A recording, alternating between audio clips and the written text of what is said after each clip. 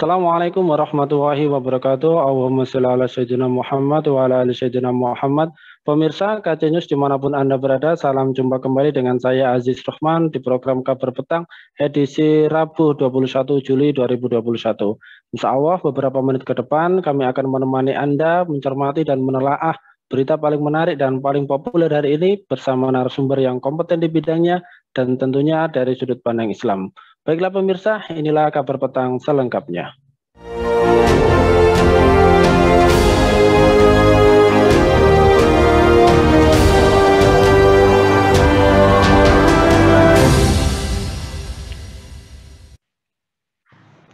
Pemirsa, dikutip dari akun YouTube Sekretariat Presiden Sabtu 17 Juli 2021, Presiden Joko Widodo dalam rapat terbatas pada Jumat 16 Juli menyoroti masalah komunikasi publik.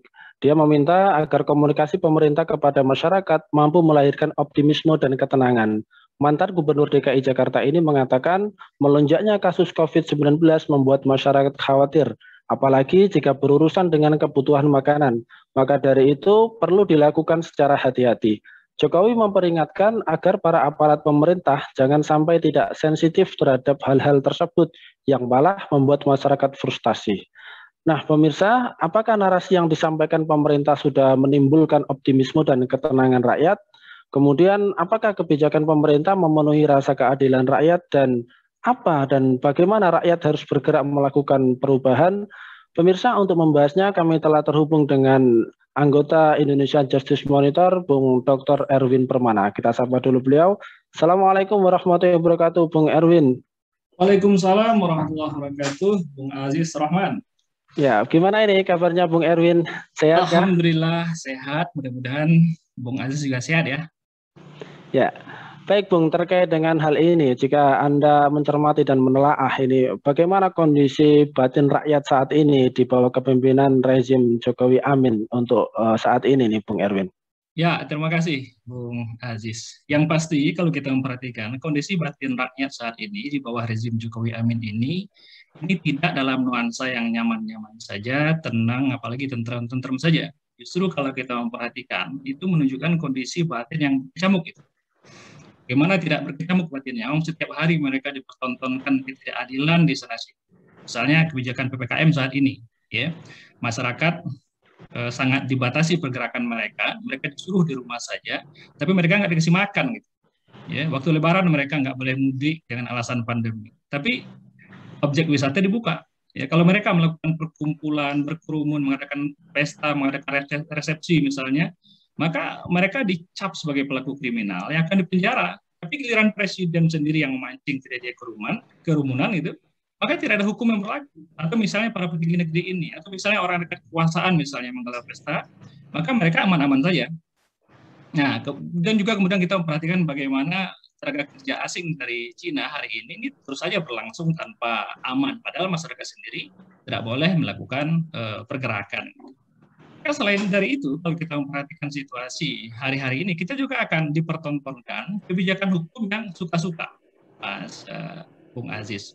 Baru-baru ini kita mendengar bahwa pemerintah mengeluarkan PP yang merevisi statuta UI yang tadinya melarang rektor rangkap jabatan. Diperjelas dalam PP terbaru ini bahwa rangkap jabatan yang dilarang itu adalah kalau menjadi direksi BUMN. Jadi kalau menjadi komisaris boleh. Nah, jadi kalau gitu amanlah itu jabatan rektor menjadi rektor sekaligus menjadi komisaris di BUMN itu.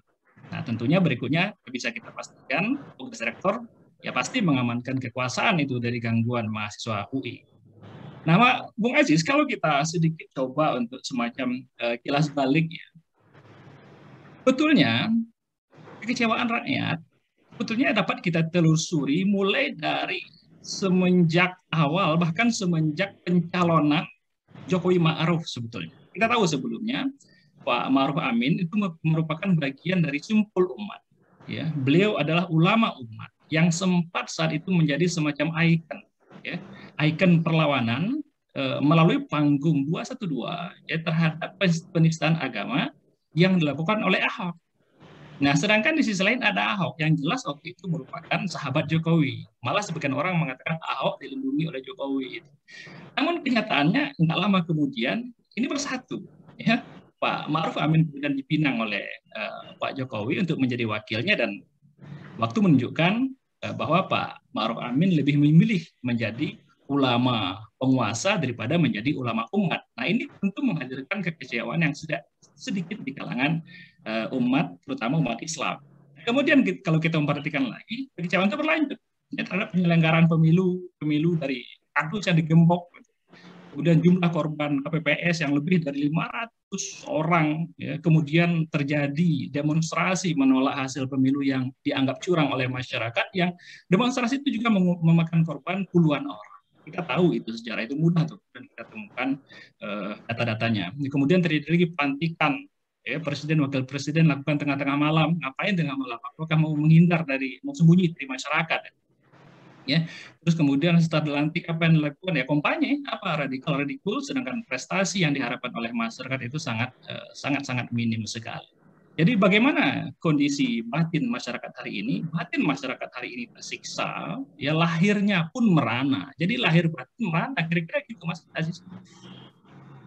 Ya, baik Bung. Terus kemudian kalau kita mencermati penanganan pandemi saat ini, ya ini kalau kita melihat ini kan berkali-kali pemerintah tertangkap basah menyepelekan penyebaran virusnya. Terus kemudian sekarang mereka mencoba untuk mengejar waktu, pembatasan sosial kembali diberlakukan.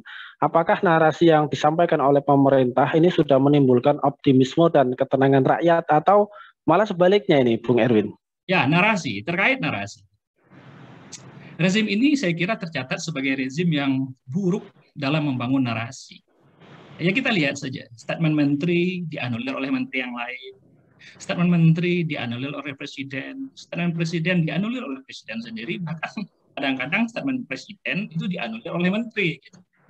Dengan pola narasi seperti ini, kita mudah membaca bahwa ada proses pembangunan narasi yang tidak matang di internal rezim ini sendiri. Ya. Akibat apa? Akibat pemilik panggung kekuasaan yang tidak menguasai panggung politik, sehingga semua orang ingin mencari panggung. Gitu. Nah, situasi ini jelas akan meruntuhkan optimisme, justru akan menimbulkan pesimisme di tengah-tengah masyarakat. Ya. Jadi kita lihat saja yang terjadi. Ya, statement disampaikan oleh pemerintah cenderung akan direspon berkebalikan oleh masyarakat. Sekalipun misalnya program itu merupakan program baik, sekalipun statement yang baik, misalnya gini, pemerintah mengatakan bahwa COVID itu berbahaya, mereka nggak percaya, masyarakat nggak percaya. Kebalikannya itu, ya mereka disuruh di rumah saja karena COVID itu berbahaya, mereka nggak mau.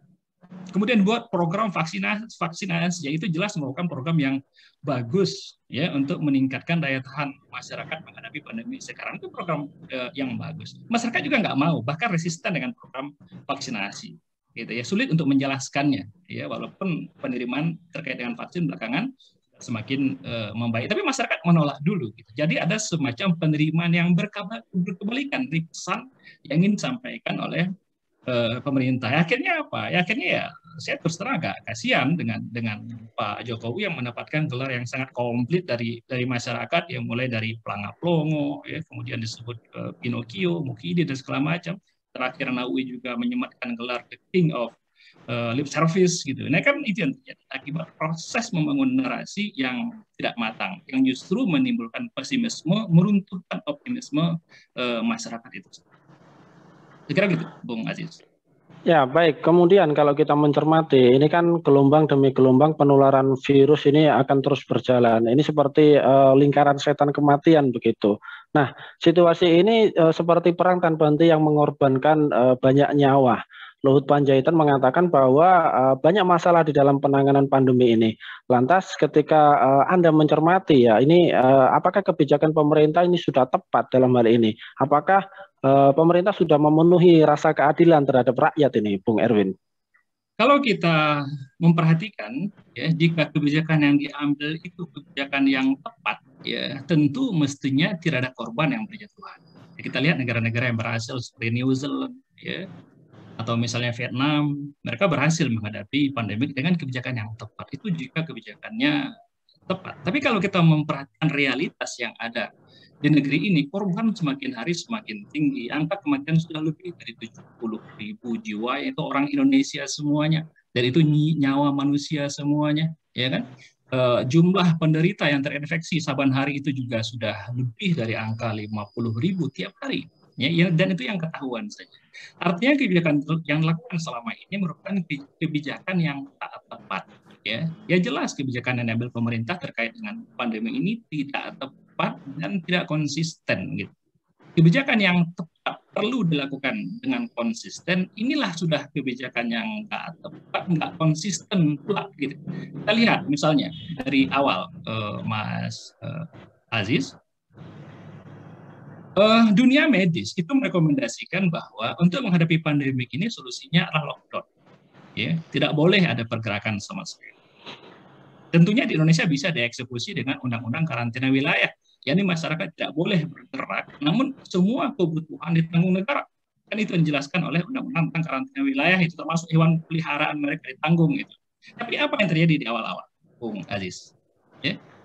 Pertama, pemerintah menampilkan sikap genial, menghantar COVID nggak akan datang. Kita masuknya susah, izin masuknya itu susah. Ya. Kita kebal kok, ya makan nasi kucing kita juga kebal ya terhadap pandemik gitu.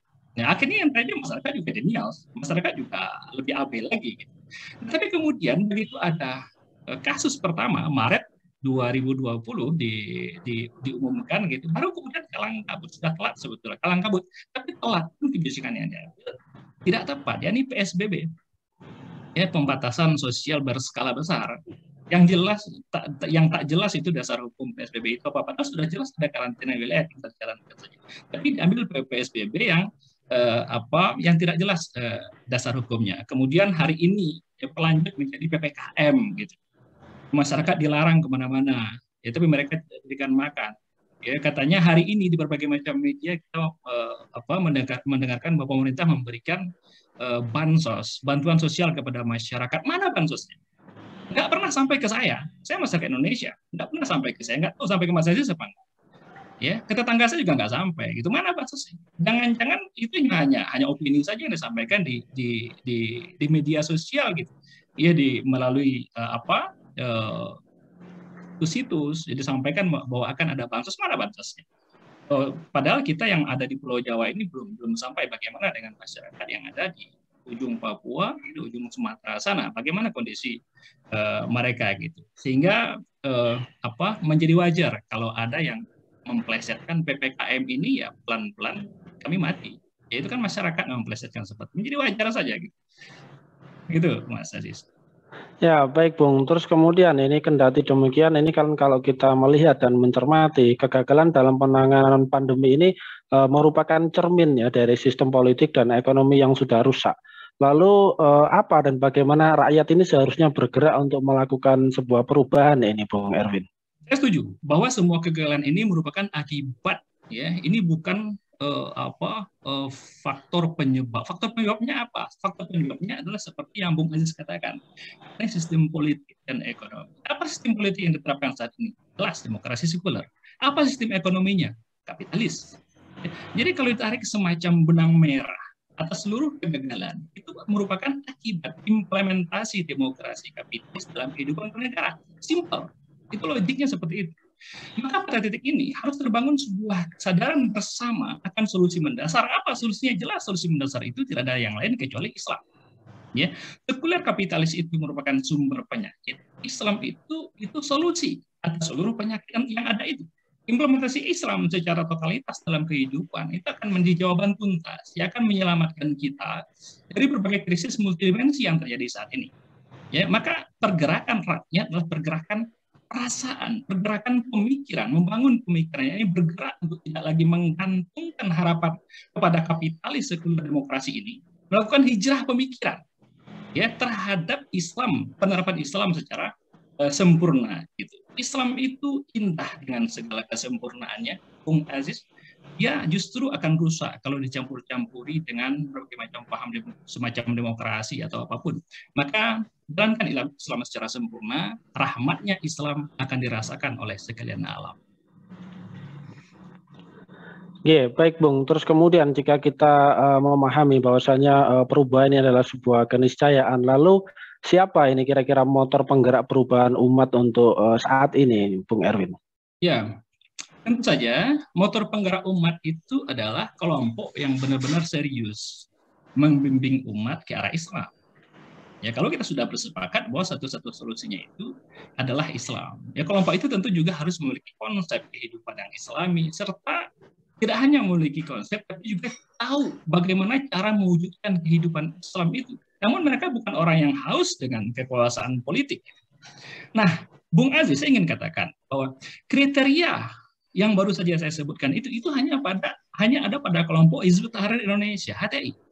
Yakni kelompok yang BHP-nya ya belum lama ini sekitar tahun 2017 itu BHP-nya dicabut oleh rezim yang hari ini sudah gagal gitu ya. Kita tahu bagaimana sepak terjang HTI selama ini.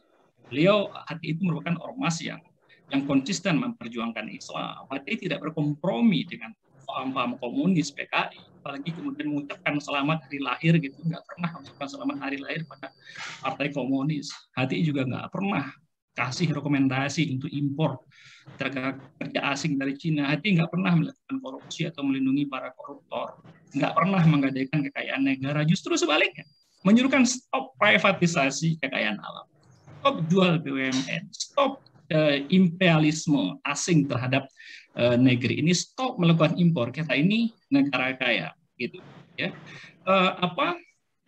Justru HTI menyuruhkan hukum berat itu para koruptor, jika perlu berikan hukuman mati. Jadi dengan begini maka jelas bahwa eksistensi HTI itu sebelumnya sangat berkontribusi besar dalam membangun pemikiran negeri ini dan diperlukan oleh negeri ini. Saya kira yang benci terhadap HTI adalah orang-orang yang berpaham komunis, ya, orang-orang yang dekat dengan koruptor dan berjiwa korup, para pebisnis gelap yang senantiasa menjarah kekayaan alam negeri ini dengan menggunakan regulasi. Dan secara hukum kalau kita memperhatikan, HTI hari ini juga masih pantas menjadi penggerak, ya, karena tidak ada satupun legal standing yang secara tegas yang melarang eksistensinya gitu. Bagaimana mengharamkan eksistensi satu kelompok yang kelompok itu tidak melakukan tindak kejahatan apapun, yang lakukan hanya menyeru kepada Islam secara totalitas. Bagi kaum muslim, totalitas dari Islam itu merupakan kewajiban yang nanti pasti akan diminta pertanggungjawaban di akhirat oleh Allah Subhanahu wa taala. Ya, baik Bung Erwin. Terakhir ini, kalau kita mencermati hal tersebut, lalu bagaimana agar konsolidasi kekuatan perubahan umat ini terus menguat dan tidak tergerus oleh kepentingan-kepentingan yang pragmatis ini, Bung Erwin? Ya, terkait dengan konsolidasi, Bung Aziz, situasi-situasi yang dihadapi oleh umat seperti kezaliman, ya, tekanan di sana sini, ketidakadilan di sana sini, represif ya terhadap aktivis misalnya, juga terhadap para ulama, situasi semacam itu justru akan menjadi semacam lahan subur bagi terbangunnya konsolidasi umat. Hanya saja konsolidasi itu nggak cukup hanya konsolidasi yang tanpa arah. Tentu ada konsolidasi yang jelas ya, mengarah kepada semacam perubahan mendasar pada tataran bukan perubahan bersifat pragmatis seperti yang Bung sebutkan gitu.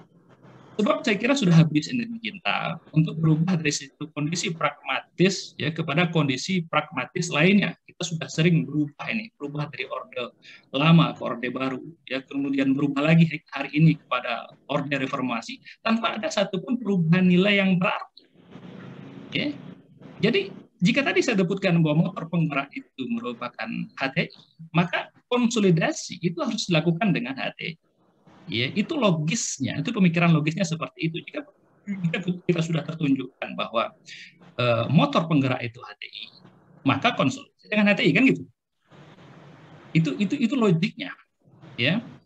Maka umat ya tentu harus bersama-sama dengan HTI, dan HTI pun sebaliknya tidak boleh sekali-kali meninggalkan umat. Nah, dengan konsolidasi seperti ini, maka perubahan itu akan mengarah kepada solusi mendasar yang bebas dari berbagai macam kepentingan pragmatis. Sebab bagaimanapun yang namanya perubahan itu tentu harus ada yang namanya leader, motor penggerak. Nah, situasi ini harus tercipta.